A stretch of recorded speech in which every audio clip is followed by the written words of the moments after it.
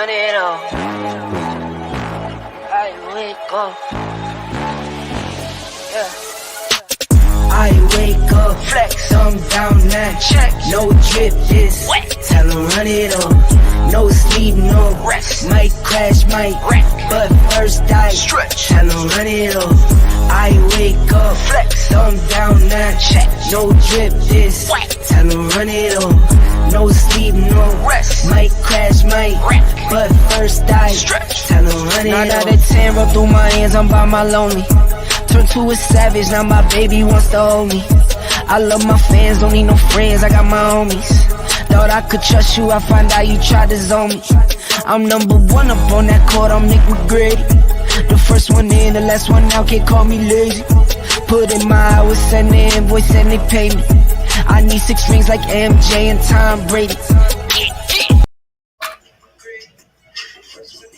Greetings with the in the house. This is Ebony Sports Reporters. We say to all you share. Glad to have you all this week with us. We got Coach Al in the house. I say, hey, what's going on? How y'all doing? All right. Got Coach Rob Jiggy in the house. Yo. Then got Coach Julius Hall. Woo-woo. But Coach Julius Hall, I'm trying to figure something out. We had someone else with us too. What? Where's Juwan at? Oh, he went out. Something He got scared. He got scared. Your backup is gone. Now you scared. 1501 ain't never scared. 1501 ain't never scared. But okay. Right.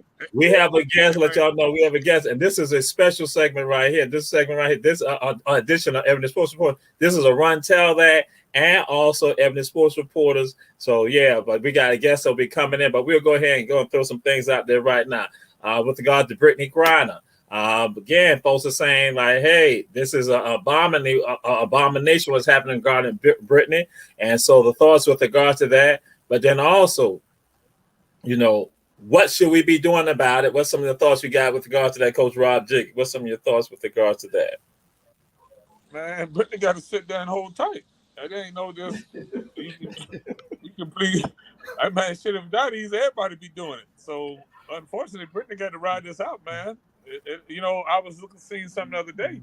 Well, you had some guys been there since 2017, and they just getting, you know, free for two guys that were incarcerated here in the States. So it was a trade-off, and they had been like 6 guys since 2017. So Brittany just got to hold tight, man, work on her game. Okay. All right, Coach Rob Jiggy. And so, Coach Al, what's your thoughts with regards to that? Because, again, that your girl Megan Rapinoe is saying that is cruel and unusual, that this shouldn't be going on. So what's your thoughts on that? Well, like Coach Rob say, hey, Brittany made a mistake. I mean, think about how many people sitting in jail right now for the mistakes they made. She made a mistake. You know, and I understand, you know, the coach and her college coach don't want to talk about it, but, you know, she's entitled to her opinion. You know, as a professional, I think she's wrong, but she's entitled to her opinion. But Brittany made a mistake. She got to hold tight. She got to sit until they get it right. All right. And Coach Julius Hall, they say that is unfair, the silence that's going on with regard to Brittany. Do you think it's some silence that's happening with regard to people not speaking up on behalf of Brittany? Of course, there's too much silence everywhere. The whole world is too silent on it. Yes, she broke the law.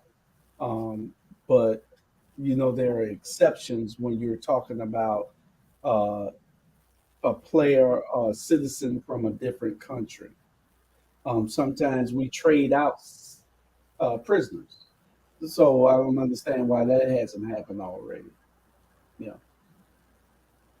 And unfortunately, she got a whole lot of people ahead of her.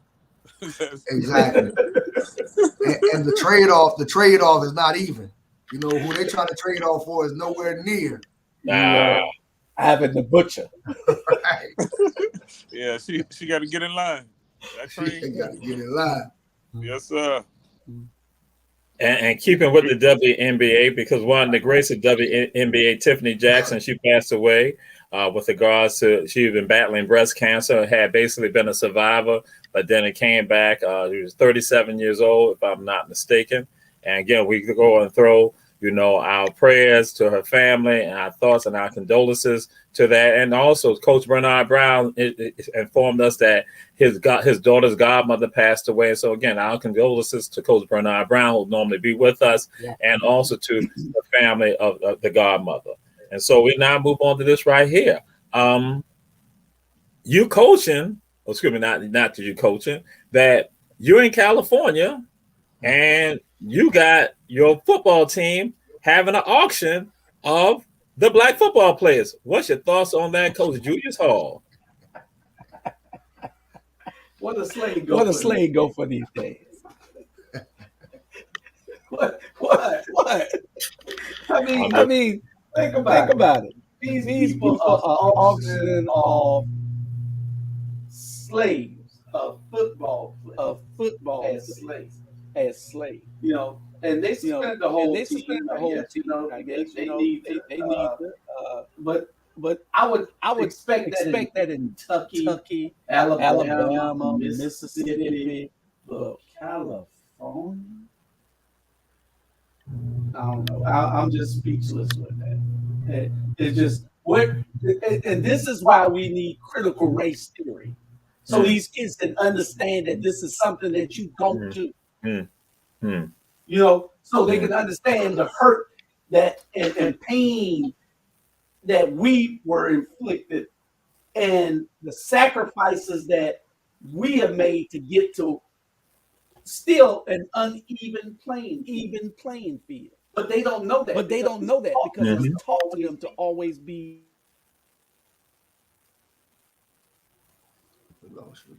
Yeah, no, I gotta plug the thing up. Y'all still on? Yeah, we're still on. We just lost Julius, so yeah, you are froze up, brother. Yeah, and so we'll move on to Coach Al. What's your thoughts with regards to that? Well, I'm gonna have to play the devil's advocate on this one. Honestly, I don't see anything wrong with it. The problem is, I mean, if you look in the news, you got Kanye West wearing a White Lives Matter t-shirt. So, I mean, it makes it seem like it's okay. And these kids see it, they're doing it, and I don't see a problem with it. I mean, until we address the biggest issue, we got people that's influencing these young kids. And until we address the big issue, it's gonna continue to happen. Okay. All right. Coach Rob Jiggy, what's your thoughts with regards to that? I don't blame the white kids, but I'd have been kicking my son ass if he had gotten some damn line talking about he knows some damn slave.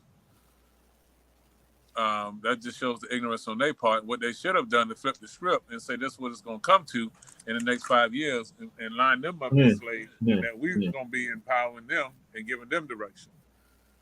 Okay. That would have been my response.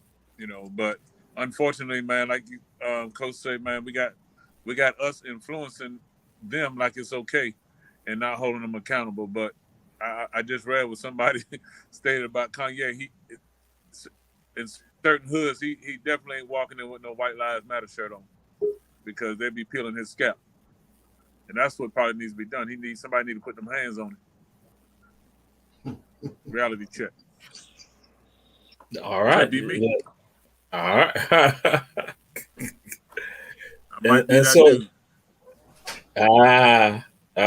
yes, sir. So, bam, we got him in the house. We got Jawan Tarver again. We say this is a special segment right here. Coach Julius Hall, we want you to come on in. And so we said that this is a day clean. This is a Run Tell That, and also Ebony Sports Reporter. And so now we'll go back and share this. Coach Rob Jiggy and I had a conversation yesterday. We were texting back and forth. And one of the things I was sharing with him, I said, we just got to keep doing. We just do. That's the thing. We just keep doing. And no matter what, this is the thing I share with people. I know what I do work. I know what I do. I know it works. I've seen it. People don't understand, and I don't brag about it. I don't hit it. I talk about it a certain time. People do our tours. We talk about it, and some people heard something called 1501.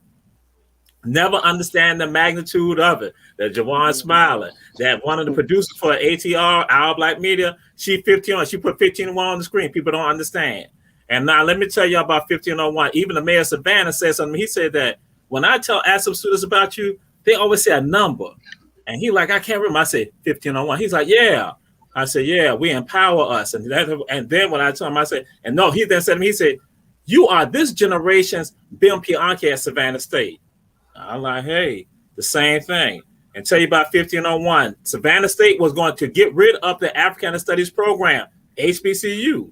We're going to get rid of it. 2017. They went and put it out that they were going to get rid of the program. That's what they said. But it was 1501 people, the students who've been in the classes, who seen me curse, see me stand on top of desks, see me yell, scream at people like, are you crazy? Are you crazy? See me do all of that.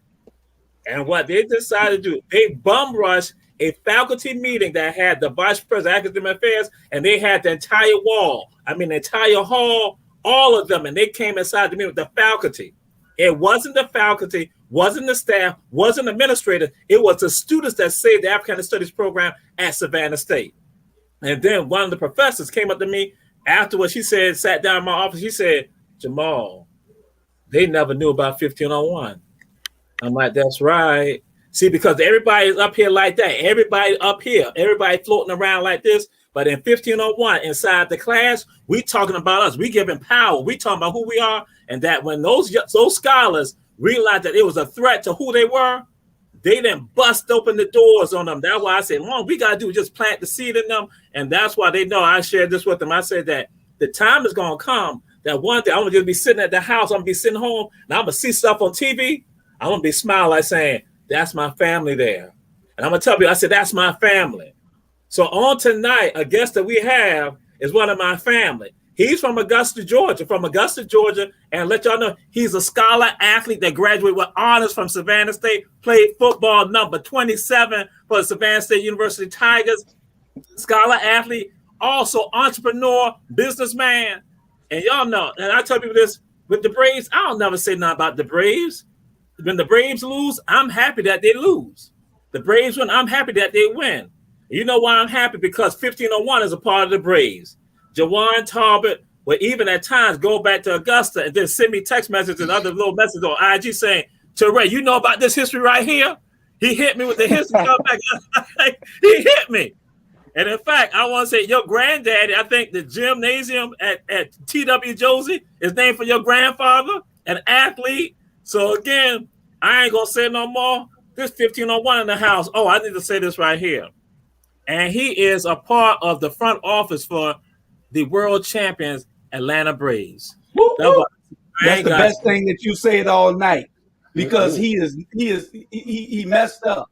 Because when you went to jumping up on those tables and chairs and everything, the whole school should have went to the president and had you committed to Georgia Region. I have also had Jawan talk to my class at Georgia Southern. He threw stuff out there, but I'm to say that. But I'm the last thing I'm gonna say that when the Braves won last year, when they won the World Series last year, Jawan said to me, even after talking to my class and other stuff, he said, I got you some Braves paraphernalia.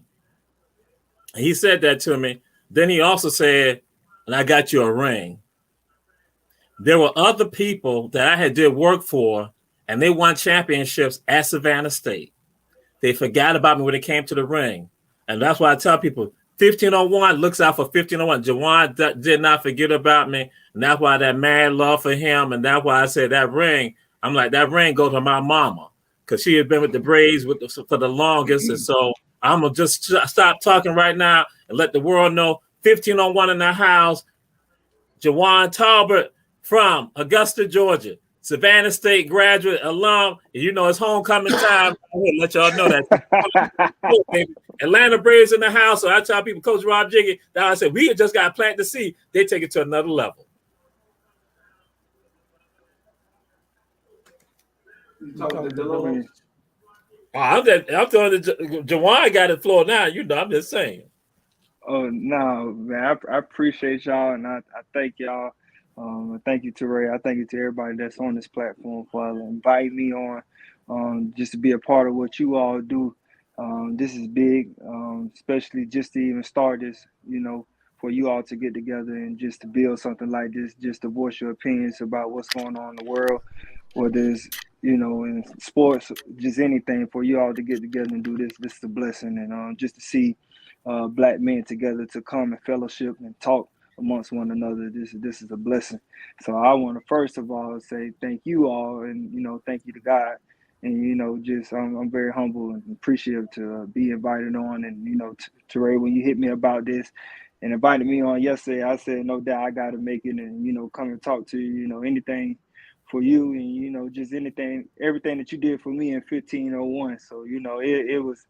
That definitely, the first day I got in your class, it definitely woke me up. So I was woke that first day, and from that point on, I knew I had to get myself together and get on the right track in order to be able to receive the things that I receive the things that I have now, and be able to do the things that I want to do even from now and in the future. So I just want to say thank you for that wake up call, and thank you all for this platform that you all are putting out here into the world.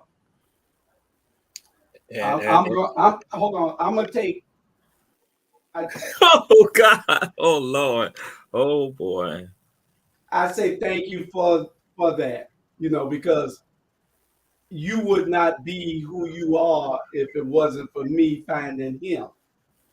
I found Jamal Torre at Savannah State in a corner crying, and I named him Jamal Torre. I had to give him a new name. See, the girls wasn't digging it. His name was CL. And so I changed his whole name, gave him a swag, everything. Then the girls started liking. Hey, man. You can thank me. All right, now. I had forgot we had Coach Julius Hall on here. I forgot. So and Jawan, let the people know where are you, what you do, and again also put it out there with regards to your company too. Like Jamal said, from Augusta, Georgia, born and raised. I love it. I call it, home of the Godfather, aka we call him Homeboy. Everybody knows James Brown. So just glad to be a part of that, and from that city. Everybody call it the country, but we call it Little A. But I'm born and raised in Augusta. Attended T.W. Josie High School, Thomas Walter Joseph Comprehensive High School. Also, who was a student of Lucy Craft Laney High School. So we call each other brother and sister. That is our rival, but we call each other brother and sister. But from there, I was a scholar athlete. Family went there. Whole family. I was originally supposed to go to Georgia Tech. Got hurt, and it was out of South Carolina State in Morehouse. And my cousin Ernest Tarver, who passed away, was a graduate of Savannah State. Him and my grandfather brought me down to Savannah State just to see. And from that point on, I didn't have any offers or anything. Coach Ernest Wilson at the time, who was the coach at Savannah State, we ran into him, and he could just tell that I was an athlete. And, he took a gamble on me. He took a chance on me, invited me to fall camp. Pretty much my uncle and my grandfather, they pretty much told them I was coming. I haven't even decided yet whether or not I was coming to Savannah State. They just said, yeah, he coming. So when I got back to school, I said, well, I guess I'm going to Savannah State. And then at that time, I looked at their schedule to see who all they played. And I didn't know they was D1 at the time. So that was, the lack of knowledge that I had at the time of Savannah State, and not even know. I knew of Savannah State, and I knew everybody from Augusta, went there. And I was like, I don't want to follow everybody else. But not knowing that the fact that they were Division I, that they are the oldest historically black college, public black college in the state of Georgia. So just to be a part of that history and know that, I said, yeah, I got to go. And when I got down there, it was definitely a wake-up call. I think I was about to quit my first day of practice. I really was. I was about to head back to Augusta. And but I think what did it for me, just, continue to stick it out, knowing that I come from a tough background, and knowing that, I got thick skin, and, the way my family raised me, I stuck it out through fall camp. and got through it. And it was a blessing because everybody out there was on scholarship and I was a walk-on. And, you know, walk-ons don't get invited to fall camp. So just to be there and be a part of that team during that time, that was a blessing. And I knew I had to maximize the opportunity and take advantage of it. And I did. And from that point on, I met a coach down there, Mike Wallace, who's also a Savannah State alum and grad, who played with Shannon Sharp and those guys. And he took me under his wing, and you know he took a gamble on me as well. And you know, without him, I wouldn't have had that Savannah State mentality. And what I mean by that is that T5 mentality. You know, from that era that they had, and you know what those guys carried, the tradition of Savannah State. You know, he instilled that with me because I come from a foundation that's built on pride. You know, just from Augusta and the high school I attended, we believe in pride. And just to have a Savannah State alum as a coach and on the coaching staff to give me the history about what Savannah State represents, what it means to be T5, you know, that was a blessing. And I just took all that information and, you know, he led me and then I followed. And from that point on, you know, I proved to him and showed him that I wanted to be there. And, you know, I started as a walk-on freshman. So, from that point on, I just took off. What a lot of people don't know is as my senior year, you know, getting ready to graduate, coaches told me that I wasn't gonna have a pro day. I had an excellent senior year and junior year, and coach told me that we wasn't gonna have a pro day. So, you know, here it was. I was training, getting ready for a pro day, and then when the coach told me that we wasn't gonna have one, that's when I stopped working out. I started getting prepared. I stopped, you know, going to the workouts, the weightlifting. At this point, I said, man, you know, I'm graduating. I'm gonna go ahead and enjoy the rest of my tenure here at Savannah State and just enjoy it.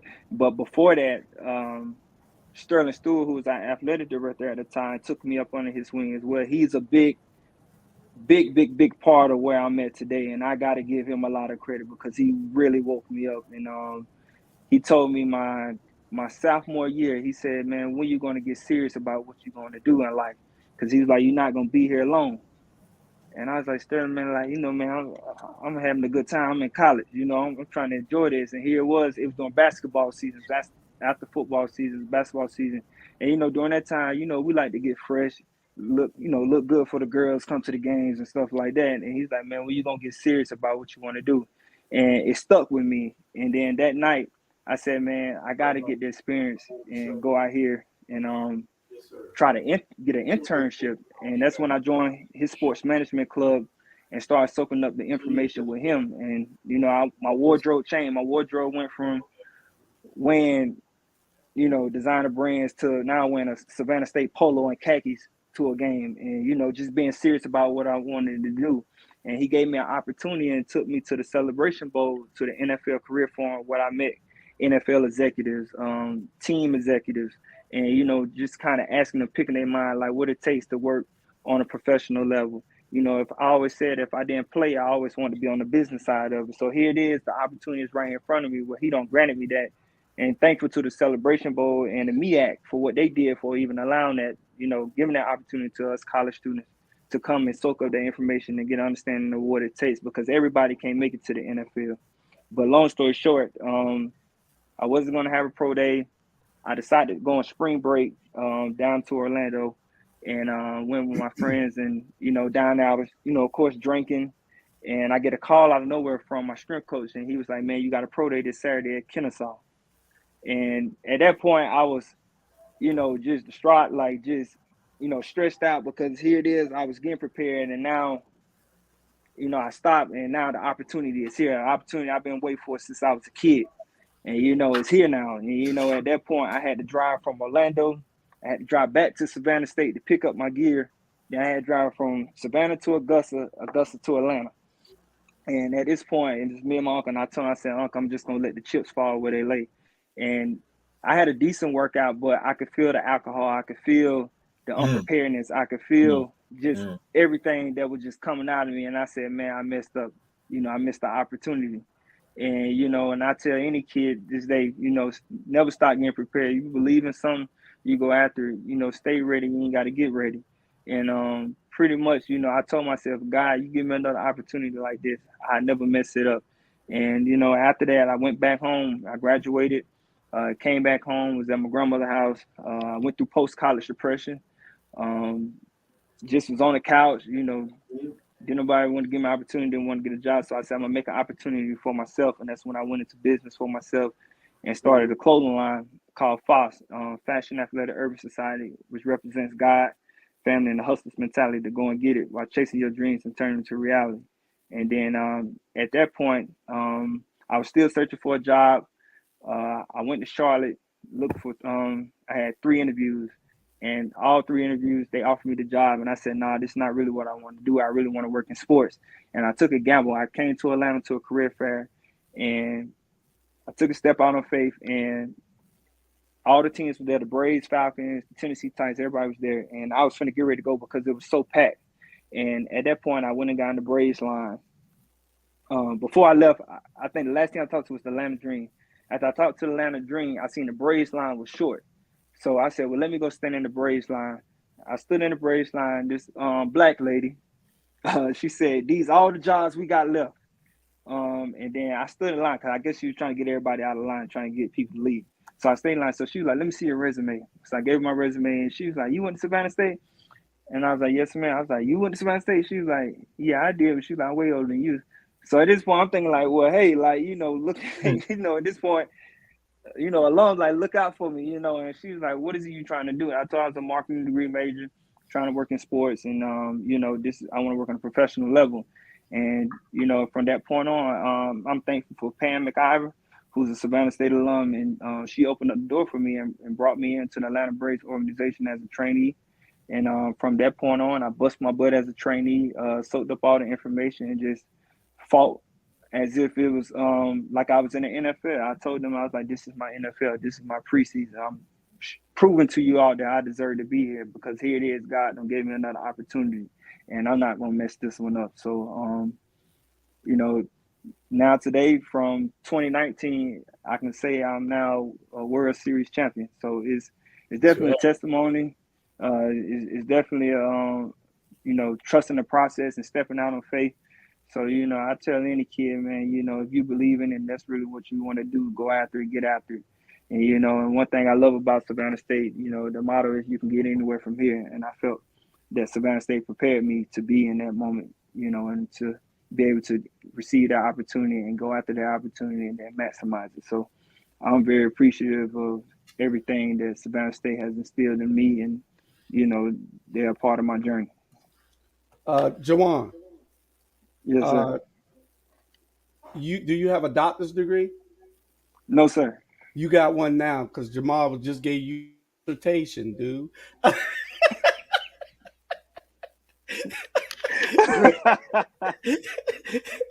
Great story.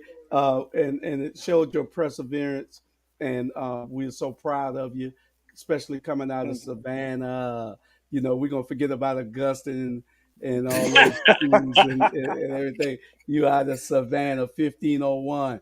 And that's just so great. But we're gonna see how great you are with all these topics Jamal got for us tonight, and see whether you really just talking about the Braves. See, I'm the biggest Braves fan on here, even with you. I'm the biggest Braves. I've been a Braves fan since a little boy, and so see, you just happened to get in the short line. And got lucky with the job. I was a Braves fan before that, so let's go. Okay. So this one right here. Oh, go ahead, Coach RG. What you were saying? Just so he know, in 1986, basketball season, Beach High School, we came there and we told T.W. Josie ass cutting. So that game was like at 1 o'clock in the afternoon. And your best player in the class of 86 was talking so much trash. And I told him, I said, boy, it's going to be a long day for you. So every time he went to the bench, I walk over there and tell him, see, they don't do this in Augusta. This is what we do in Savannah. We talk shit to you when you're on the bench because we don't get tired here. And after the game, he said, man, I ain't never had nobody play no defense on me, even when I was sitting on the bench. I said, that's how we roll out here. So, I know all about it because we brought it back my sophomore year at Josie. my grandfather, Tebow, he's kind of like the legend, like the monster, gym name after him. But he's like, I want to go back to Savannah. He's like, I want to bring that back. The Beach and Savannah High Classic between Joe's and Laney and Beach and Savannah. And I remember the first game. He said, y'all think y'all from the hood, but he was like, we going down there to Savannah. Y'all finna see. We was like, man, we're from 15th Street. We ain't worried about it. Okay. Man, we got down there. And he was like, the band gonna be in there. It's gonna be loud. All this. I said, man, we ain't worried. Man, we from Joseph. We ain't worried about that. Like, man, it was wall to wall in there. We familiar with all of it the same. Grilled out. We was like, okay, we got to play tonight. Like it's one of them nights. You know what I'm saying? So, and the crazy thing about it was we went all the way to the fourth quarter. And they was like, we don't fight y'all after the game. So we was like, well, dang, we got to win the game, and then we got to fight after the game. So it is what it is. We prepared, we ready. But no, we enjoyed it, man. We enjoyed coming down there. And matter of fact, when I first got to Savannah State, that's what they called me. They used to call me Joe. They was like, what's up, Josie? I was like, what's up, man? So, it's familiarity with that. So I tell you what, young man. Hey, that was an awesome story, man. And I love the way you presented it and present yourself. But just remember, it's gonna come a time where you're gonna run into you. You're gonna run into you, and you remember that all those people that took you up under their wing and led you in the right direction. Be that guy to lead that you into the same direction that you were led. I mean, and we're gonna get to a topic on here, and basically it's what I'm saying is don't forget where you came from and who helped you, because that opportunity gonna present itself to you. Could be sooner than you think. Quick, fast, in a hurry. Yes, indeed. So we're throwing this out here. Why is everybody? You finished, Coach Al? You finished? I'm done. Okay. Why is everybody being fired? You got Wisconsin doing firing. You now got, again, basically HBCU coaches. They're under the heat, and we already saw what happened in Nebraska.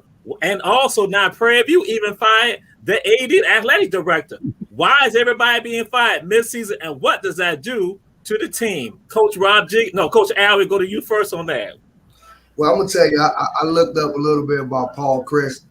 I mean, this guy's 67 and 26 overall.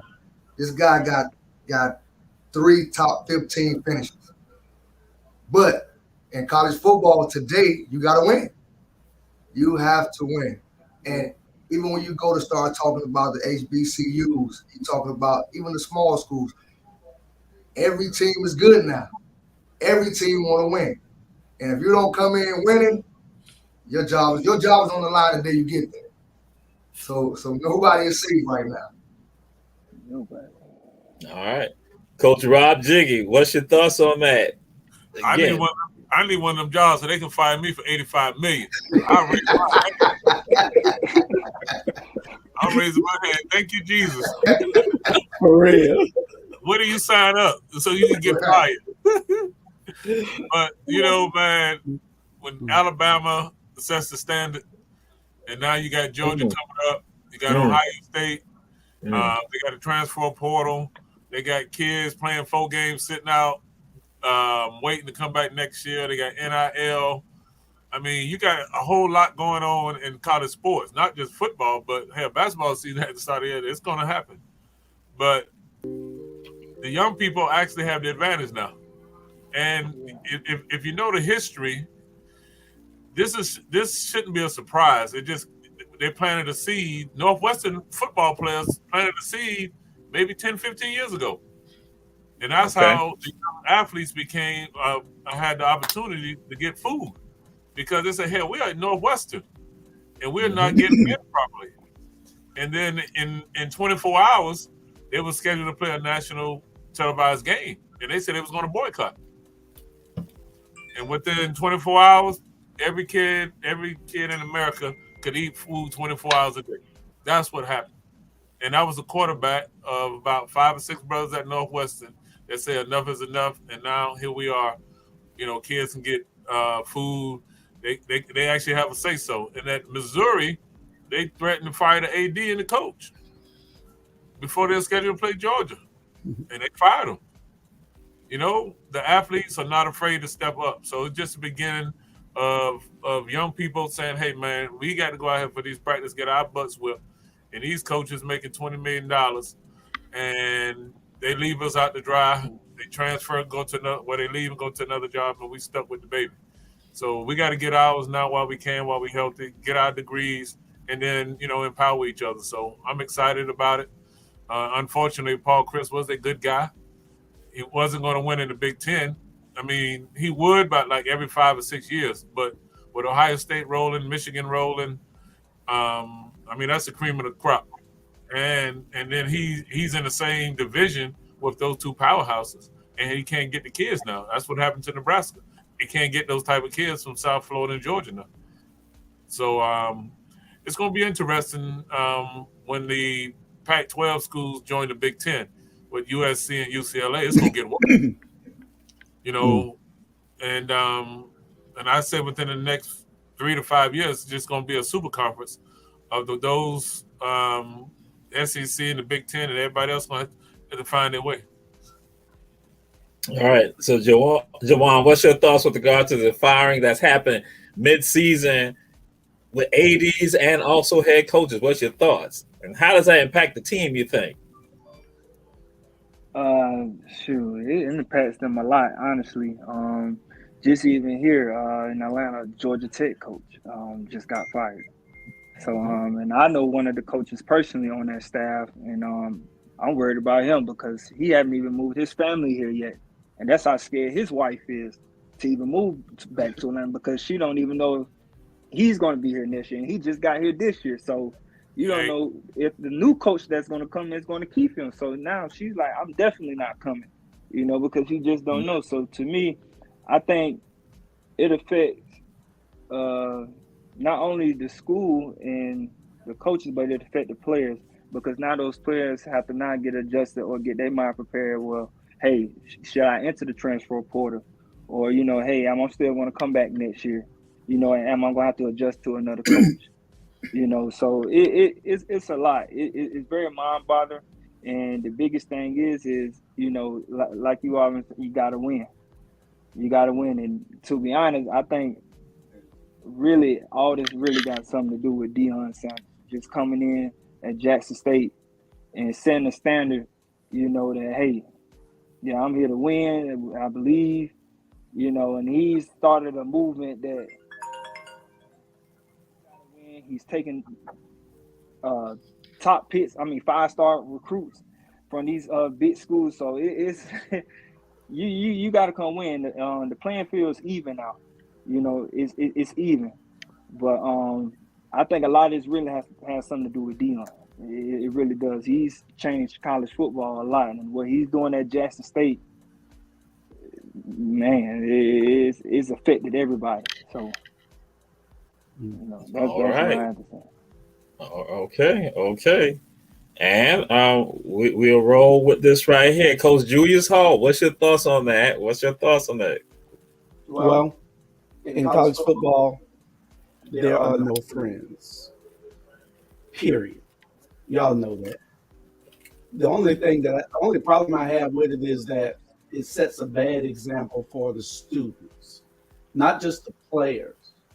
Because what you're looking at is that they're telling these guys they must succeed, that there's no room for failure. We're going to pay you astronomical numbers, and we still going to fire you and pay you. You know, it sets a bad example for you telling the kids that they can't lose, you know, and that's my problem with it. But in college football, like Al said, you got to win now. Well, you know, the thing about it, LSU won national championships with Les Miles, and they still fired him. You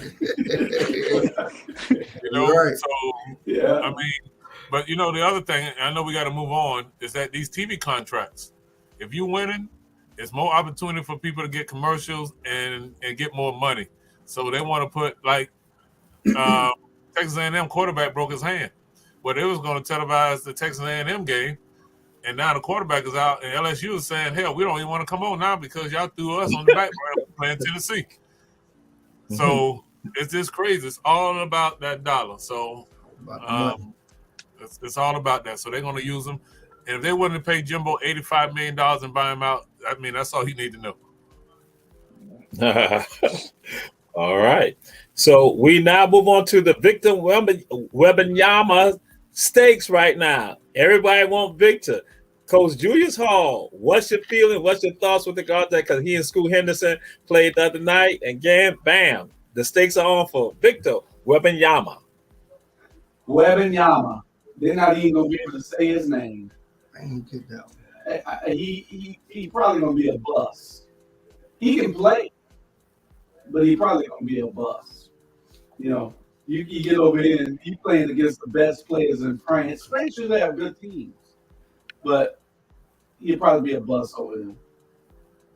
Everyone I come from over there, come over here, usually be a bust because our players step it up because they don't want that foreign player to outshine. I seen him play. He all right. You got Tony Parker, you got Luka, you got Joker, you got Giannis. So you see what's happening now. It's now global. So Coach Al, what's your thoughts on this, Coach Al? I tell you, I've been to over 32 different countries. You know, I was military. So I done seen sports, you know, all across the world. There's no other country with players as good as we are here in the United States. All those players that Mr. Hall named, Coach Hall named, they came here, they got better.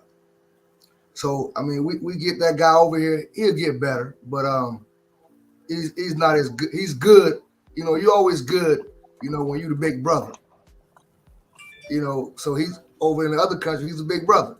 You know, he's looking really good, but when he get to athletes that's better, he's just an average player.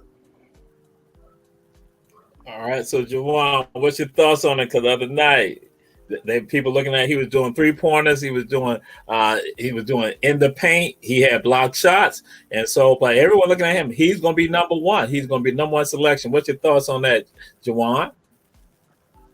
He probably will. He'll probably end up being the number one selection unless somebody in college basketball outshines him.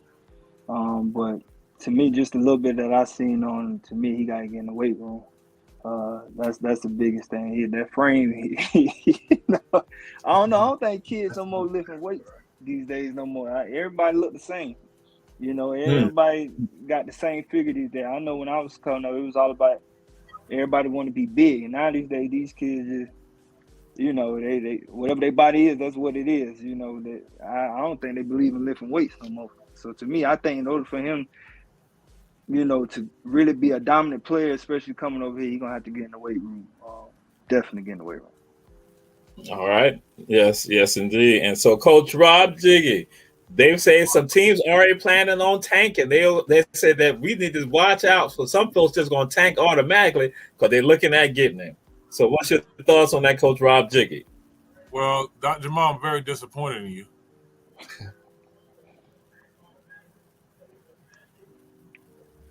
I'm not frozen. Oh, I thought you was frozen. No. Dr. Jamal, I'm very disappointed in you.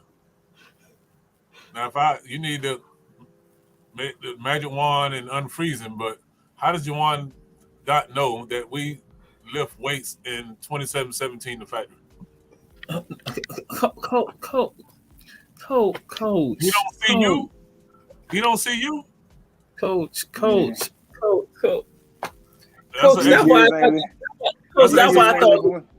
an extra 45 on your back. That's an extra 45 on your back with push-ups. Coach. All right, Coach. No longer Coach Rob Jiggy, Coach DeLoach. But I thought that was a good segue for you now to go say, Juwan, check this out. My son JJ, who went to Jenkins High School, who now you know VCU, that he's trained. Then also Lamont came back on yesterday. So I'm just saying. So Coach Rob Jiggy. I ain't gonna say every kid, because there is kids out here that are in the weight room, but it just Don't try to clean it up now, bro. His ass. No. Because I do gotta clean it up. Oh Lord. But what I was getting at was kids, especially the Augusta. I'm gonna say Augusta. Where I'm from, Augusta, the inner city kids. They're in the weight room, but it's not showing, and it's due to lack of nutrition. It's due to that household and their surroundings and what's what their friends are doing. There's no one to motivate them. And of course, like you said, Coach Hall, it's the cell phones, it's the video games, it's the music. They want to look like they rapper. They don't want to look like what's the guy from LeBron James and the guy from the Seahawks. They don't want that. They don't want that bill. They're not taking pride in getting 2 lips in or eating right, the bread, the water. So it's just when I'm looking at football player, a football player when you look at him, a basketball player when you look at a basketball player. But back when I was playing, basketball players was thick too. So it's just, I think certain kids are not taking pride into that weight room. That weight room take you to where you want to go. The weight room save lives. Like hopefully it saves Dr. Jamal life next week. And he's saying the same thing that you said, Coach. What you said, they can't be eating McDonald's. They need to eat real food. He just said that nutrition. So I should be straight. So go ahead, Coach Rob Jiggy. Go ahead. Now he from France, so he not eating oxtails and rice and greens and beans and all that. So he's 7'4" with an 8-foot wingspan. He's shooting the deep tray, and the game is evolving to a European style game where everybody wants to shoot the three ball. He's gonna be all right, and they're gonna pump him up, that make sure he's all right. Look at Chet. Chet was playing in a damn pickup game, and he out for the season. He tried to all LeBron did was bang him a little bit, and now he out for the season with a broken foot. Mm-hmm. So they're gonna welcome him to the league. But at 7'4" with an 8-foot wingspan, you can't overlook that. So we'll see. The jury's still out. All right. We were going to go on to with regards to the cheating, even fishing and chess and all that, but we're going to skip that. We're going to go to Coach Al. Coach Al, there appears to be a quarterback controversy in Dallas. What's your thoughts on this quarterback controversy in Dallas right now, Coach Al? There's no quarterback controversy in Dallas. Let's go ahead and clear that up now. There's no quarterback controversy in Dallas. Dak gives Dallas the best chance to win. Bottom line up front. Their next 3 games, they got the Rams, they got the Eagles, and they got Detroit, who's playing great football. There's no, the hands down, Dak gives them the best chance to win. Who do you want going into those next 3 games? Cooper Rush or Dak Prescott? No quarterback, no quarterback controversy. Okay. And to the Dallas Cowboy fanatic, sorry about that, Coach Rob Jiggy, quarterback controversy, aka known as Jerry Jones. So everybody 27-7, they know him as Jerry Jones. There is no controversy, quarterback controversy in the Big D. Cooper Rush is serviceable. He's doing what he's paid to do. Be a backup. Don't make mistakes. Keep it simple. The problem is that teams haven't had a chance to scout Cooper. So keep it very vanilla in offense. And the defense is one giving Cooper a better chance to be successful because the field position. When you got defense out there, and they bringing it right now, and they playing at they've been compared to the teams of the 90s on defense, which is pretty good. But no, there is no quarterback controversy in a Lone Star State, period. All right. Coach Julius Hall, what's your thoughts with regards to this? Jerry Jones. Damn Dak. Dak is a bust as far as I'm concerned. I was a Dak fan. But Dak, all he do, we ought to call him Hollywood Dak. He make commercials now. That's all he does. When they start playing these players, they get away from really putting themselves into the game. And Dak had that opportunity to be great, but he'd rather just suck on snow cones and hit the beach, make a commercial. I know that's Rob's team, but you can put them in the same league as a category as the Atlanta Falcons. Hey, Coach Rob, I say that, and I'm definitely. There's only two teams I dislike, and that's the Cowboys and the Falcons. But I'm with you. I'm definitely with you. I don't think it's a quarterback controversy. Hey man, Jerry Jones just keep us relevant. We ain't gonna bust a grape. We'll win 10, 12 games and lose the first round of the playoff, and we'll be talking about this again next year. So just it's part of the marketing strategy. And so, Jawan, what's your thoughts? Is there a quarterback controversy in your mind with regard to the Cowboys? No, I roll with that. I'm gonna roll with that. All right. So we'll jump down to this right here. If we got time, we can get into about the fights between coaches and also fans in the stands. But we'll go to this right here. Who is, how I put it like this, the biggest fraud in college football and the NFL? You can choose NFL, biggest fraud, or college football, and the worst conference. So, Jawan, what's your thoughts on that with regards to who has the biggest fraud? Which one gets the hype, but really ain't all of that? The NCAA, that's the fraud. they owe me as much money these players making now. Hey, I need to be back paid. So, I think they owe me for 4 years. So, but it's the NCAA. To the TV deals, to just the sponsorships, to the behind the scenes checks that they receive. They was promising us, back when we was playing, a scholarship, or they got an opportunity to get a meal 3 times a day. They get Nike gear, they get Jordans, they get Adidas, they get all this gear, but it's them. They getting the check. We just getting the materialistic stuff. And I think that was the cause and effect of some athletes when they went out to the NFL. They fill you with materialistic things. So now when you get to the NFL, you so stuck on getting materialistic things because you want to continue to get those things that you was getting on a collegiate level. But at the end of the day, they getting the check. They getting the money. And those players, smarten up by getting financial advisors and making sure that their money, be there in the long run. But to me, it's the NCAA. Those the biggest cons, the biggest scam going on in America. It's the NCAA for me. I always had a problem with the NCAA, so it's them for me. The opinion of Jawan Talbot is merely the opinion of Jawan Talbot. It is not the opinion of Ebony sports reporters. So NCAA, we want you to come hook up with us. I'm just saying.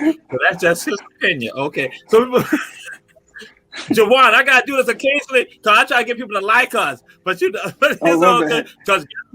Because guess what? They do it all the time. I have to do that with them all the time because they don't like Beyonce. I tell Beyonce they don't like Prince. I tell Prince people, I'll say, hey, we got love for you. But Coach Julius Hall, what's your thoughts with regards to who is the biggest fraud in the college football, the NFL, and the worst conference? What's your thoughts on that? Because Jawan took it to another level. I'm like, okay. Is it just those two conferences? Two leagues, college football or the NFL? Yeah, that was and he said the worst conference. Yeah, who's the biggest fraud? Oh, the biggest fraud is in Major League Baseball, but okay, because everybody playing your Dodgers is a fraud, and because the Braves won't win it all again. But I say Alabama is the biggest fraud, and they're gonna be exposed. I don't know how they get so darn lucky. They say Georgia was lucky last weekend. It was, but Georgia will be back. Alabama, the biggest fraud, and college football is for not paying Jawan his 4 years of back pay. All right. So, Coach Al, who's the biggest fraud? college football or NFL and the worst conference? Listen, sir, you just told Mr. Tolbert that you want people to like us. So I'm gonna let that question ride. I'm gonna do the disclaimer anyway. I just do the disclaimer. I just let them know. I'm gonna let that question ride. You know, I'm gonna let I'm that saying question we ride because I have to agree with some of the people on this show, you know, that I'm not gonna mention, Mr. Tolbert. So yeah, I'm gonna let that one ride. No, I'm just saying that we do that because I gotta let the people know that again. So you know, when we go get the advertising, they'll be like, "Oh yeah, Torrey, they're gonna say that." See now you gonna make me go and say it's called a strategy. So just go ahead. You got the thought. So yeah, it's a strategy. So yeah, but we're gonna edit this part out when I say it's a strategy. They ain't gonna know that. It's gonna be a clip. Just going right on. Yeah. I mean, if you want to ask me that question, I think in college football, the SEC is the biggest fraud. That conference. I mean, I love the SEC. My Florida Gators play in the SEC. But if you look in the college football playoffs, every year since they started the college football playoffs, there has been at least 3 SEC teams. We the best. And we are the best conference. But what it's doing is now they're opening it up. And now all these schools want to join the SEC for the money, which gives other teams the opportunity, you know, to play in the SEC. And what conference is the only conference that beat SEC? Another SEC team. Big Ten. You know, yeah, right. Clemson ran the table. Come on. What's that? Clemson ACC. I mean, I get it. I get it. But I mean, you look back, you know, over the history of the SEC, how dominant the SEC has been over the years. I mean, you're right, Coach Al. All right. So, Coach Rob Jiggy, who's the biggest fraud in college football or NFL or and the worst conference? It's only 2, in my opinion. One on the East Coast, one on the West Coast. The West Coast team is going to be USC. Lincoln Riley is going to rob the people out there. They go on the East Coast and get whooped, right? But Texas A&M, I mean, they got the Jackass of the Year award when they gave Jimbo all that $100 and something million, and they found out Jimbo is who he is. You know, Jimbo is a fraud. Texas A&M trying to pay it, and you can let Roland Martin know this, that his university is a fraud. I agree. Roland Martin, your team is a fraud. Roland Martin, we support you. We support you, Roland Martin. We like you, Roland Martin. Roland Martin. Again, the 12th man standing. Be down. All right. We're not going to this. Some are not saying that Jackson State University is the new Miami. Jackson State University is the new Miami. Coach Julius Hall, what's your thoughts on that? Well, Jackson State could be the new Miami because all the players are going to be going there. All the star players going to want to play for Deion. But is Deion going to be there long enough? That's the problem. But, yeah, if you want to go there and be a star, especially in the cornerback position, knowing that those coaches and scouts are going to know that you were taught by Deion. If you're a great defensive back, go to Jackson State because you're going to be all you can be. And they're going to say you were coached by Deion. So you're probably a good pick. And there will be some pictures that we're supposed to be posting, but the pictures not been posted. So, but you know, that's just. Oh Lord, they upside down. Who's that? Oh Lord, oh Lord, oh Lord, oh Lord. Oh, they go right now. I didn't put them in. And then now I'm let y'all know that one, but he holding in his hand. That's when I think he was South Carolina State.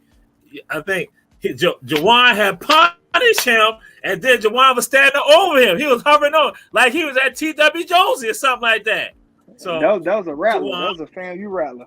Oh yes, yeah. Okay, now I'm trying to remember. That was what? Strike again? Oh my! It was a FAMU rattler. Hey, So Jawan is the kid that tackled the linebacker's daddy that said he wanted to come out of retirement at State.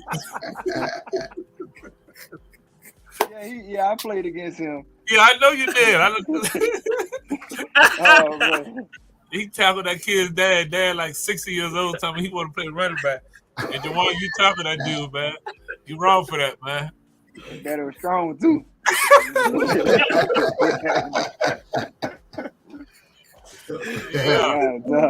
Yeah, I don't forget. Man. When you was on the team with Isaiah. So yeah. I took Isaiah to his pro day in Kennesaw. Oh wow. Okay, yeah, okay. Isaiah used to train with us at the 27-17. Got you. Yeah, I just talked to him. Yeah. Tell him you met Coach Rob. And there's another guy that played with y'all. He ended up going with the Cleveland Browns, played DN. Banks. Yeah, Banks. I took both of them to their pro day at Kennesaw. Yeah. Those great guys. Isaiah's my brother. That's a best friend. Definitely a brother of mine. But we got the video next time you come on. I'm gonna show it where y'all was gang tackling somebody's granddaddy on the field in South Carolina. Oh man, I gotta see that. So Jawan, is JSU the new Miami? What's your thoughts on that? Yeah, it definitely is. He's setting the foundation. As far as recruiting. Bringing those rappers there, just the whole movement of him getting behind the hip hop culture. He's taking what he did in the 80s, the 90s, and adding it to Jackson State. And Jackson State is already here. He took it beyond to where it is. Because, Jackson State is one of those prestigious HBCUs, that's always mentioned. So now that you added Dion and then the marketing that he's bringing behind it, to get these players seen, it don't get no better than that. It's the Mecca. It's the Mecca of HBCU. It's the Mecca of I want to see what they doing down there. I want to know what's going on down there. So that's why you seeing everybody follow him on Instagram or follow the team on Instagram. They want to know what's the latest going on with Jackson State, what's going on with Dion. So he's getting those guys down there based off his marketing expertise of what he done in the past with these sponsorships and just adding it to his guys and giving them that repertoire, that swag, so and everybody want to be a part of a winning team, and that's what he's doing. I felt bad for him in the Celebration Bowl because what they don't know is that the MEAC is the SEC of HBCUs and it's a run heavy conference. And you got to be able to come up and hit in the MEAC, So I ain't mean to get off topic, but, those guys, they got checked back into reality in the Celebration Bowl. Okay. And I think this year you're seeing a different Jackson State. You're seeing them finish more games. You're seeing them, just being sharp, in everything that they do. So I think, Dion know what he's doing. He know the type of players he wants. Go there, but he only taking the best of the best, and that's my take on it. All right, and Coach Rob Jiggy, what's your thoughts with regards to Jackson State, New Miami? Miami what? Miami who? The Miami Hurricanes from the 80s and the 90s. You got to be more relevant because the Canes is down. I'm a Florida State guy, so the hell with Miami. But what Dion is doing has already been done. So I don't get excited because it's not history. It's already been done. Eddie Robinson did it for a long time. So yes, Dion is maybe the new Eddie Robinson is coming back and bringing black college football back, but it's already been done. Southern, has done it. So, but Jawan, you are a young kid, just out of college. What happens to those kids that were there at Jackson State before Dion? What you think happened to them? I want to say, Transfer portal. I'll answer it for you. yeah.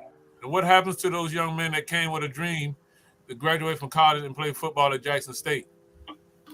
And then now you bring somebody at Deion's level, and then he's going to get kids from Alabama, Tennessee, Georgia. And what happens to those young brothers like you, come from small towns in Mississippi that were just happy to be at Jackson State? So the flip side of that, it's a business. Yeah. And just speaking of that, Coach Rob, my coach told it my junior year, and what people didn't realize, the offensive coaching staff was white, defensive coach staff was black, and everybody on the defensive coach staff played in the NFL, and they told us straight up in that defensive meeting, they said, "Look, this a meat market. Yep. They use us up, they use you until we don't need you no more." Exactly. So when you get an understanding of that, ain't no love. Ain't nothing. It's a business. So get that in your mind. My seat ain't promised next year. And that's why I try to tell these players, that these up and coming players, ain't none of this promised. Even what I'm in today, the sports industry, ain't none of this promised. So once they get that mindset that none of this is promised, this relationship that I got with this coach who just came and sat in my mama's house, it ain't guaranteed he gonna be here next year because they using him for his knowledge because they want to win. So you got to get that mindset that, man, look, I'm down here for 4 years. I'm down here to handle business, do what I need to do so I can get up out of here and get to the league and take care of my family. So that's the mindset you got to have coming in college, So. All right. And so now we come to Coach Al. And listen, Coach Al is prejudicial to anything from Florida. So Coach Man, I'm Al. gonna tell you like this. I don't care what y'all talking about, but them boys in Jackson State, how the kids say, they lit right now. They lit, right? They lit, and I'm loving it. I mean, it's that atmosphere. It's an atmosphere. When you got that atmosphere, it doesn't matter who's there. It don't matter who the coach is. It don't matter, who it is. When you got that atmosphere and you lit and you ready to play and you crump, they ready. They lit. Deion just added to that. He added, that he brought his aura. He brought his teachings and the things that he's done to the school. But they lit in Jackson State right now. That's just what it is. Could he have done that at Savannah State? He could have done that at Savannah State. He could have done that at FAMU. They lit in Jackson State. That's what it is. I think Shannon could have come and do the same thing at Savannah State. Yeah. But he's not going to leave ESPN. But I think if he decided to go back and coach at Savannah State, I think he would have the same effect as Deion. And I think if Jerry Rice went back, and even if Michael Strahan went back, it would make college HBCU football very much interesting, because now it's like, instead of everybody being D2 or D1, I would say we all just go in one conference. It's one conference. It's East, West. Yeah. Them white folks ain't about to let that happen. No, they ain't. No, them dollars involved. No. That mean everybody going back home to HBCU. That mean you just pick a spot and we line it up. Yeah. Then Jackson State playing Alabama. It's a whole different ball game. They not letting that happen. Yeah. And so we move. Just throw something out there. Coach Julius Hall says something. The coach at Benedict, who plays Savannah State, played in Columbia. He is a former Savannah State Tiger who also applied for the job to be the head coach, and he is dominating SI. Yeah, that's what we want to throw out and say that he applied and. So here goes Savannah State football player, a Savannah State alum, who was winning at Benedict right now. I told folks when he did that on Thursday night, I said I knew he was loving that, because he's like, yep, y'all didn't want to hire me, and look at where y'all at right now. And so he goes to Fort Valley and spoils Fort Valley's homecoming. Just let y'all know that. So that's why we're going to move on to Coach Al. We're going to throw this out there, Coach Al. Darius Leonard, who played for South Carolina State, now with the Colts. He brought the Marching 101 to Indianapolis. What's your thoughts on that? And then also gave them $20,000. What's your thoughts on that? That's what I was getting at earlier when I was talking to Mr. Tober. You know, that was awesome. That was awesome. That guy didn't forget where he came from. That guy gave back, you know, to his community, gave back to what he know. So that's why I say, you know, there's gonna be a you that approach you, you know, and how you handle it. And if more players, you know, I mean, there's a lot of millionaires in the world, but we have, you know, poverty, we have homelessness, you know, we're dealing with that type of stuff. I mean, not forgetting where you came from. I mean, that could bring a lot of that to a, you know, to a halt. So just remember, you know, are you a young guy just getting out of college? You got your foot, you're trying to go, bring somebody with you. You know, take somebody with you. You're gonna run into a you. You know, and that's why, you know, now when I talk to these kids, I explain them the things that I've been through, where I've been, and where I'm at now, and I teach them and tell them, you know, how to get there. You know, my only thing I ever wanted to do was be a juvenile probation and parole officer, but I thought to myself, in that job, by the time they get to me, it's too late. You know, they're already in trouble. They already been in trouble. But you know, now I reach them before that. So, you know, give back to your community at all costs. Whether it's just, you know, putting on a seminar, getting 5 or 6 explaining to them how to get where they need to be. You know, it's the small things that you can do. But Leonard, that was an awesome gesture. I mean, that was great. That touched me. Yes, indeed. Yes, indeed. Just to let everyone know, we got 16 more minutes, and before we be shutting down. And so, Coach Rob Jiggy, what's your thoughts with regards to Darius Leonard and what he did with regards to South Carolina State marching 101 coming to Indianapolis and showcasing him and also giving $20,000 to him? Hey, that's big time, man. That's what it's all about, you know. And like Coach Al said, we would hope that more guys would do some of the same things because, I mean, you talking about planting some seeds in some young African American, Negro, Black men and women. That's what it's all about. And I mean, kudos to him, man. I actually gave him a shout out on Twitter. I actually became a follower of him. I talked to Mo Alley Cox, who plays on that team, and told him, man, get a brother some love, man, because hey, at the end of the day, man, he's gonna be he is already a legend at South Carolina State, but man, that just take it to a whole nother level. So yes, sir. You know, we get in those positions, man, Juwan, and that's what Coach Al was saying. You get in that position, man, you reach back and you plant seeds, and that's what and you see it. Yeah. You know, and I mean that's what it's all about at the end of the day. Relationships matter. Now we come to one who is going to be a little prejudicial. Coach Julius Hall, the marching 101 from South Carolina State, was flown out to Indianapolis by Darius Leonard, an alum of South Carolina State who plays for the Colts. What's your thoughts on that, Coach Julius Hall? We know it's going to be hard for you because it's the marching 101. I'm going to keep it brief. He did what he was supposed to do. We love that. All players that get drafted, they owe the schools a debt. The schools taught them. The schools did what they were supposed to do to get them to the next level. They should give back and pour into these students. But my problem is you shouldn't be asking us that. You should be asking Tennessee that. You should be asking Kanye that. Asking Michael Jordan that. What did they get? Michael Jordan just give away some damn turkeys on Thanksgiving. That's all he wanted to do. Give away some damn turkeys. But he want to charge somebody $700 for them bum shoes that he get made for $2.50. But that's another day, another subject. Anyway, that's me.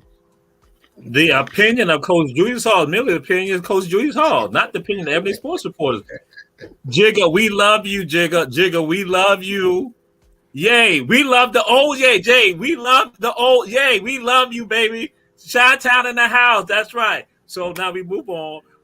Juwan, what's your thoughts with regards to, because see, since you're 1501, you know what we say. We reach back anyway because some of them don't realize that, but that what we do. But what's your thoughts with regard to what Darius Leonard did with the marching 101 in South Carolina State?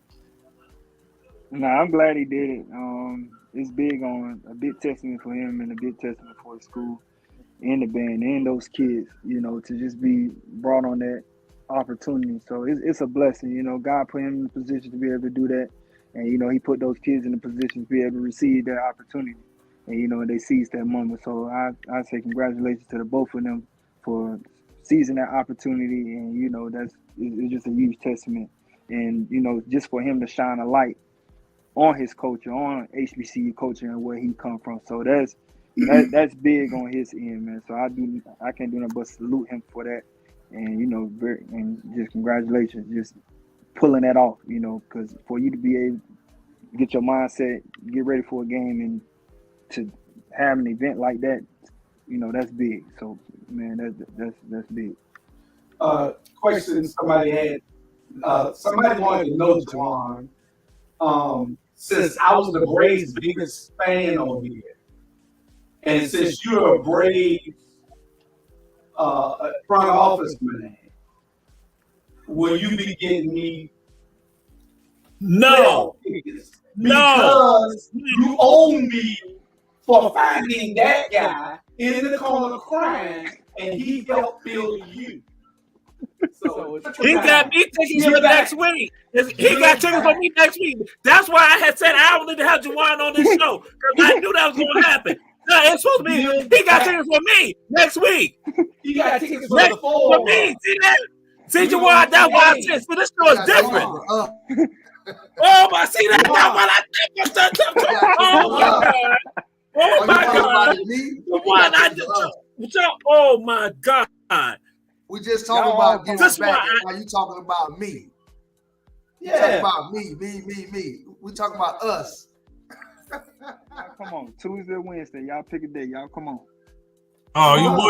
You would send us on a weekday. We go. Look at my number in the chat. My number in the chat. Damn Braves game. It ain't but one tomahawk and a damn show there in Atlanta, Georgia. We coming to Dion blessed us with it. Juwan, I will talk to you about this. You and I had a conversation yesterday, but you and I will talk. We still on the show right now. So again, see, this is what I knew. I had knew Julius Hall was going to do that. I knew Al was going to do it. I knew Bernard was going to do it. Coach Rod Jiggins, he only worried about the evil empire. So that's why I knew he wasn't going to be concerned about it. But see, I knew it. I said, you let him come on the show, Jamal. You know it's going to be some issue. You are the special one, but they all going to not try to get on in there, and see, that's the problem, right? That's why black folks ain't got freedom today. Get my number out the chat, Juwan. I got you. We can't see nothing. If I come to the Braves game, I got it this week.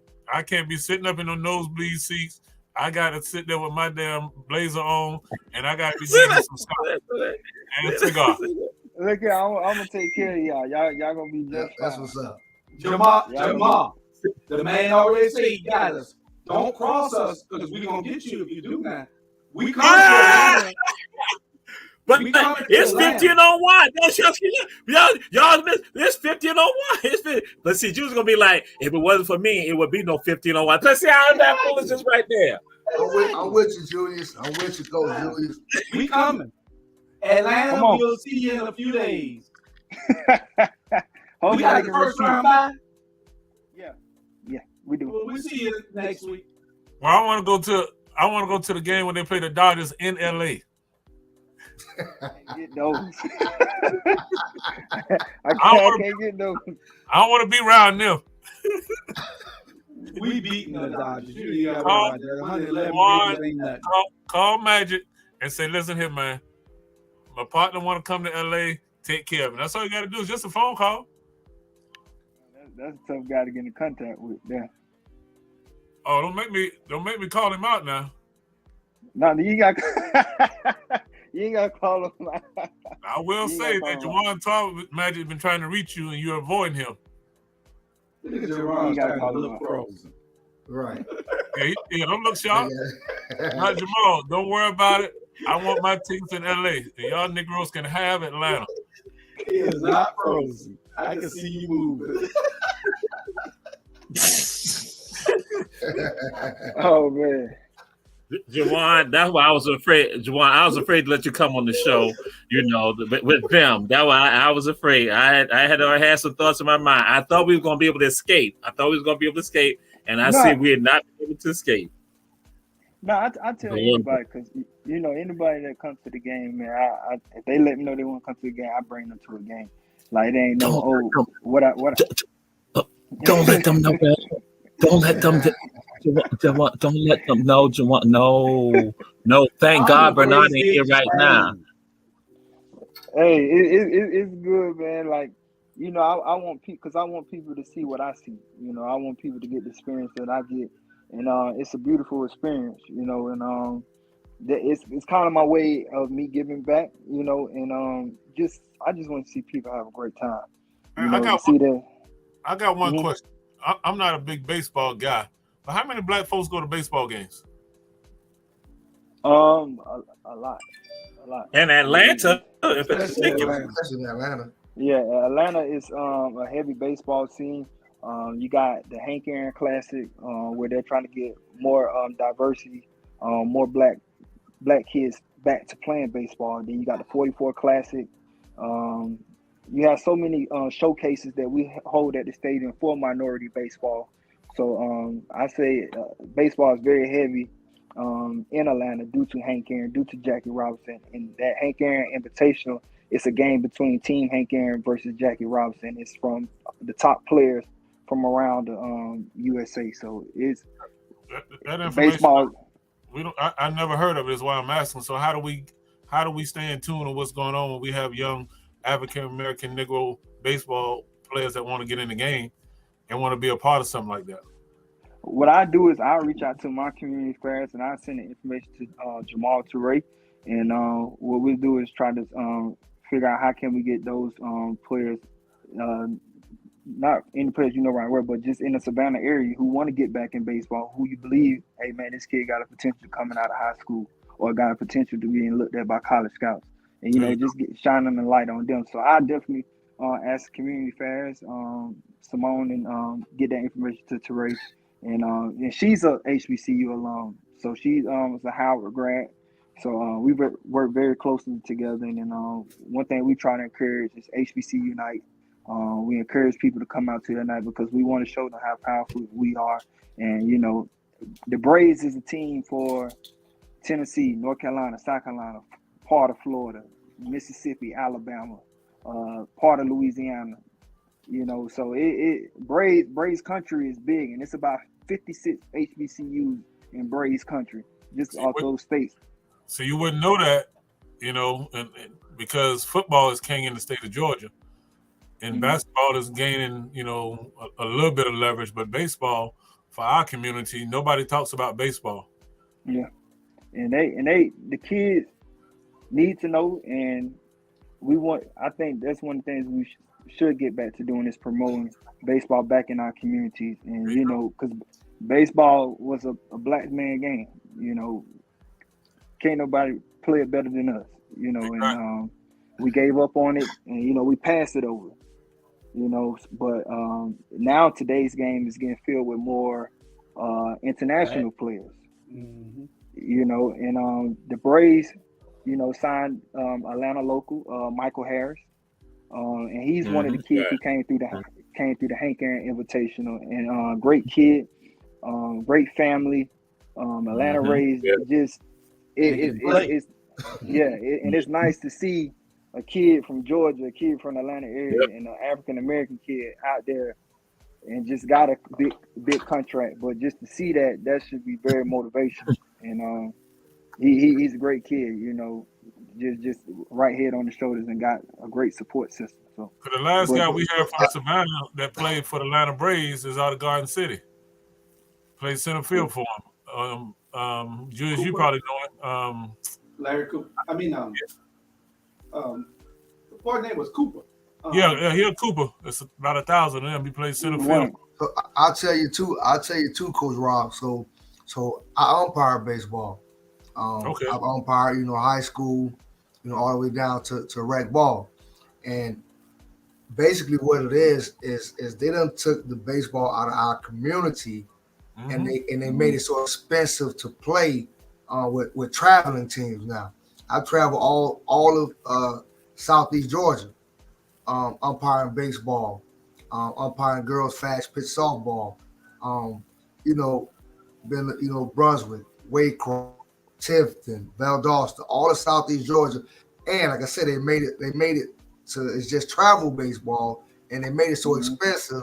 I mean, I can't afford to send my kid every weekend, to this city, that city, So, and not only that, there's not very many black coaches.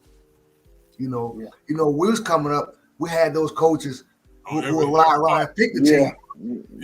We gonna meet here. If we can't make it to the park, we gonna practice in your backyard. We had those coaches. We had those type of community.